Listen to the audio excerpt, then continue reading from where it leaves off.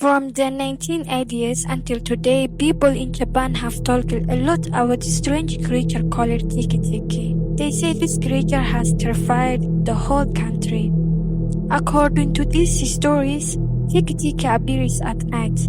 If it decides to chase someone, there is almost no chance of escaping because it can catch a person within seconds. People say it moves at unbelievable speed.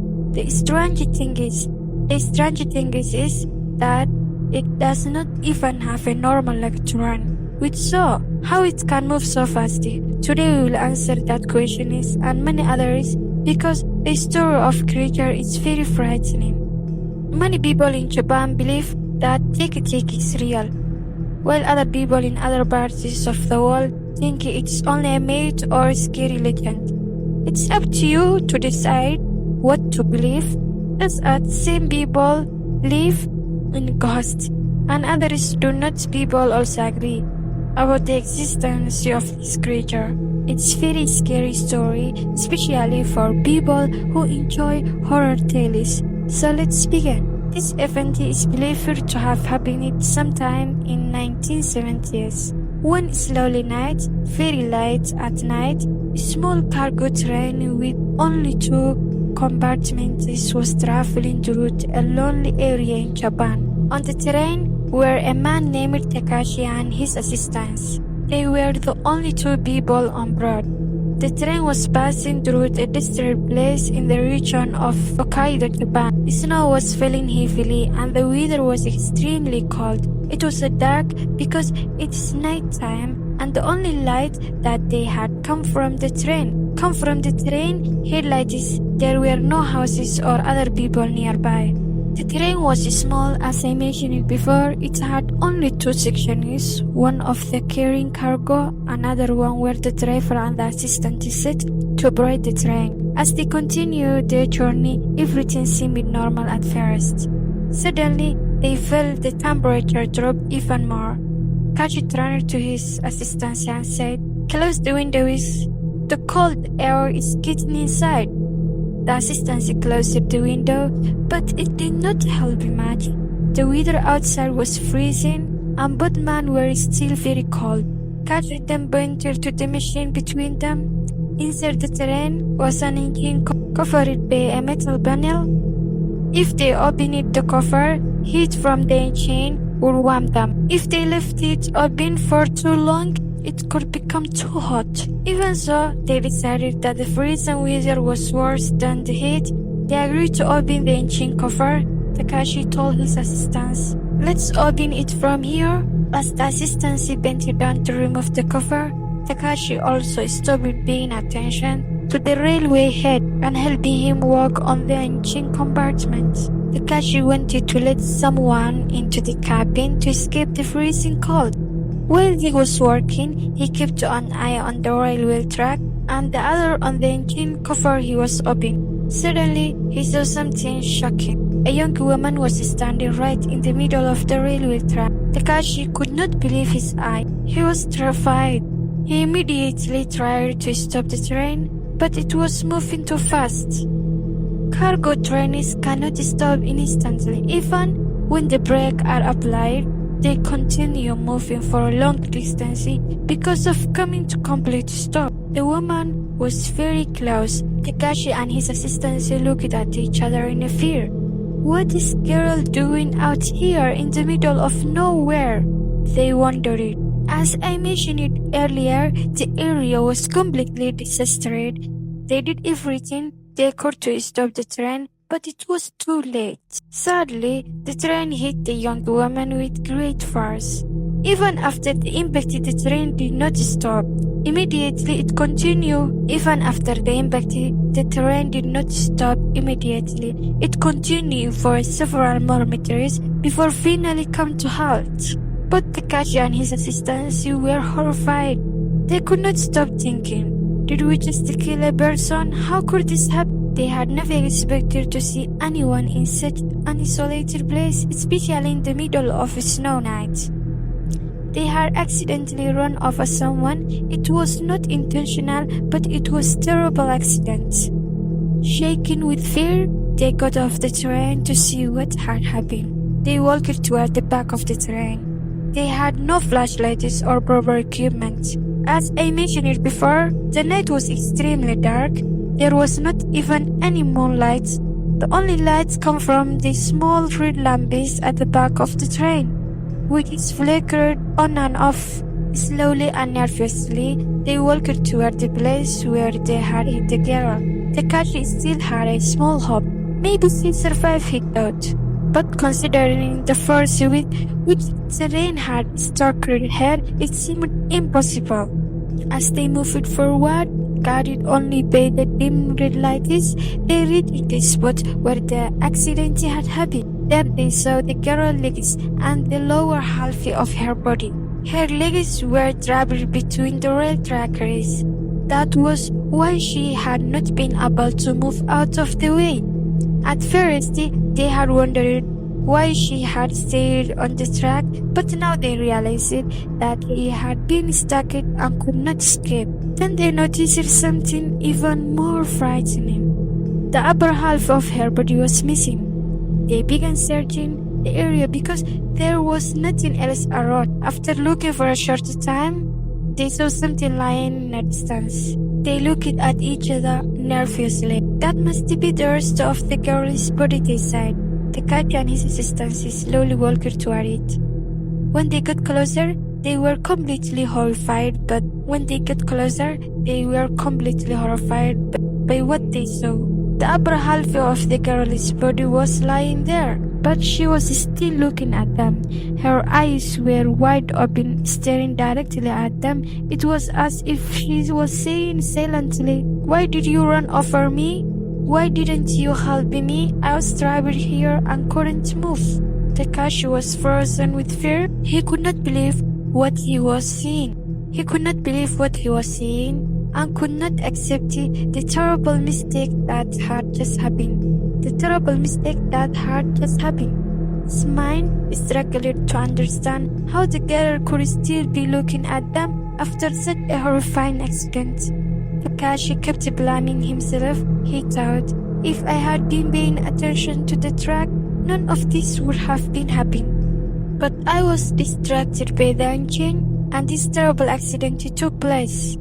He was deeply shaken because the girl's face had been staring at him in such frightening way. Takashi and his assistants returned to the train and discussed what to do. They were still in shock. Did we really kill a person? They kept asking each other. The place where they were was extremely isolated. Remember, this was 1970s. There was no mobile phones, and they did not even have a radio to contact the police or the railway authorities. They were stranded in the middle of nowhere. After thinking for a while, Takashi said, "I'm responsible for this train, so I will stay here. I will watch over the girl's body and protect the train and its cargo. You go and find help. Get anyone you can." His assistant agreed. He put on his heavy jacket and left to look for help, leaving Takashi alone. At the first, Takashi sat quietly. He was exhausted. He had not slept for almost 24 hours. The freezing weather made him even more tired. He thought to himself, "I will lie down and rest for a little while. When my assistant returns with help, they can wake me up." He lay down beside the train engine. The engine cover was still open and little warmth was coming from it. Since the train had stopped, the engine was no longer working as harder, so it was not producing as much heat as before. Takashi closed his eyes and tried to sleep, but the sleep would not come. The image of the girl kept returning to his mind. He felt guilty and could not stop thinking, "You killed that girl?" Then he tried to comfort himself. No, it was an accident. It was fate. Nobody expected this to happen. A new question entered his mind. What was that girl doing out here nobody lives? Why was she standing on the track in the middle of nowhere? He thought about this nearly 10 minutes. Finally, he convinced himself that the accident had simply been fate. and that nothing could have changed what had happened. At last he began to drift off to sleep. As he was falling asleep, according to the legend, this is where the creature gets its name. The strange clicking sound is said to be the noise it makes as it moves. At first, Takashi did not pay much attention to it. He thought, I'm properly imagining things, I'll just keep resting. The sound seemed to be coming from behind the cargo section of the train. As he lay there, he noticed that the sound was getting closer. His first thought was, could my assistant already be back? But that did not make sense. Only about 10 minutes had passed. There was no way he could have gone for help and returned so quickly. Then Takashi thought, maybe he found someone nearby and come back with them. But that idea did not make sense either. If it were my assistant, he would call my name. So it could not be him. Another thought crossed his mind. Could there be a wild animal out here? After all, they were in remote and disaster place far from any town or village. Then he wondered, maybe it isn't animal at all. Could the wind and the snow be making this strange noise? He considered all three possibilities, but none of them seemed to fit. The mysterious Teke Teke Teke sound kept getting closer and closer. Cash was still lying inside the train. He had not gotten up to see what the strange sound was. Little by little, the mysterious noise came closer. I'm trying to make that sound. Finally, the sound reached the small cabin where he was resting. Kashi became frightened. It was getting closer, he thought. Then he saw the cabin door slowly opening. The door cracked open bit by bit. As it opened, Takashi looked toward it. What he saw made his blood run cold. He could not believe his eye. He let out a loud screaming. About an hour later, Takashi's assistant returned. He had managed to find two police officers, and they come together in a small vehicle. On the way, the assistant had already told the police about the terrible accident involving the girl. The officers were shocked by the story, but they had no idea that something even more horrifying was waiting for them. When they arrived at the train, the assistant got out and called loudly, Kashi, wake up! I have brought the police to help us. There was no answer. He called Kashi's name again, but the train remained silent. The three men entered the cabin. Kashi was gone. The assistant was confused. Maybe he went into the cargo section and fell asleep there, he said. They walked around the train and checked the cargo compartment. It was completely empty. Kashi was nowhere to be found. The assistant became worried. Where could he have gone? The police officers were just as confused. They say, you said he was here. Where is he now? The assistant replied, I left him sleeping here. I have no idea where he have gone. The three of them started searching the area. The assistant suddenly thought, maybe he's near the girl's body. Let's check there. They hurried to the place where the lower half of the girl's body had been. Using their flashlights, they searched the area carefully. There was nothing here. The girl's remains were gone. Takashi was gone too. The assistant was terrified. Then he remembered the upper half of the girl's body, the set that had frightened both him and Takashi earlier. He began to the officers and said, the other part of the girl's body was over there. Let's check that place. The officers followed him with their flashlights. When they reached the spot, they found the ground covered in blood, but the upper half of the girl's body had disappeared. Takashi was not there either. The three men looked at each other in fear. What happened here? One of them said. Could a wild animal have attacked both of them? They searched the entire area but found nothing. Then suddenly they heard a strange sound. The noise seemed to be coming from above nearby. They stood several teletis police.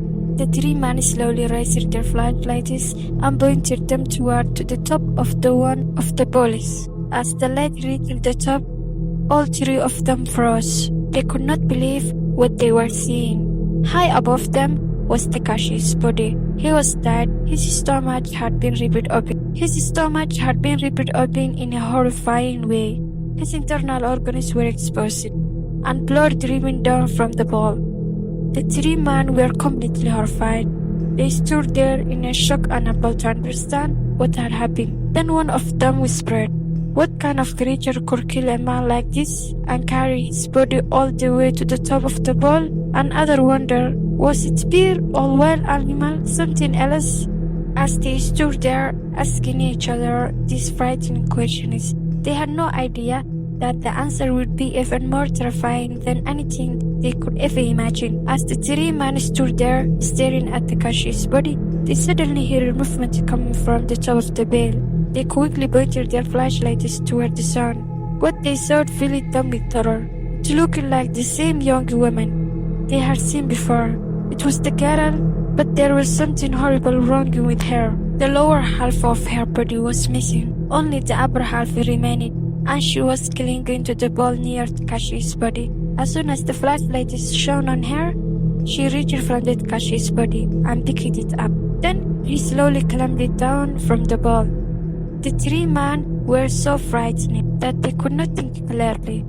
They turned around from their lives. As they were escaping, the creature cut Takashi's assistance. He was killed on the spot. Only the two police officers managed to escape. The officers were in completely shocked. They could hardly believe what they had witnessed. Without stopping, they ran as fast as they could to get help. They quickly informed the other police officers about what had happened. Some large group of officers arrived at the scene to investigate. They searched the entire area carefully, but found nothing. The upper parts of Carly's body was gone. The bodies of Takashi and his assistants also disappeared. The only thing left behind was the lower half of the girl's body, still lying near the railway track. No one could explain what had happened. According to this story, from that day until the present, people in Japan say that the girl is still buried along that railway. They believe that anyone traveling on that road or near those trackers might see her. Some even say that she may chase people because she moves at unbelievable fast speed. This is why the story had become one of the Japanese most famous horror legends. It is certainly a very frightening tale. Of course, we can't say for sure that that person come back as a monster. It sounds more like something from horror movie or film cartoons, and it's difficult to believe. At the same time, some people think that there may be some truth behind the legend. Perhaps Takashi and his assistants were attacked by a wild animals, and over the years, people added supernatural detail to the story. Since the area was remote and disaster, that could be one of the possible explanations. Me, as YouTuber, I can't think any other explanation myself. After all, if you told someone in other country, for example America, UK, that a creature with only half of body was wandering around and attacking people, they could probably laugh and say, "That's impossible. Creatures like that do not exist." But many people in Japan say, "We have heard these stories and believe that the said creature is real." In the end, we don't know whether this story is true or just a legend. The important thing is that it is fascinating and very scary story that people have enjoyed telling for many years. If you enjoyed horror stories like this one, there will always be more to share. I will share you more than this. Tell me in the below section comment if you like. And with that, we have reached the end of today's story. Thank you for listening. Until the next story, take care and goodbye.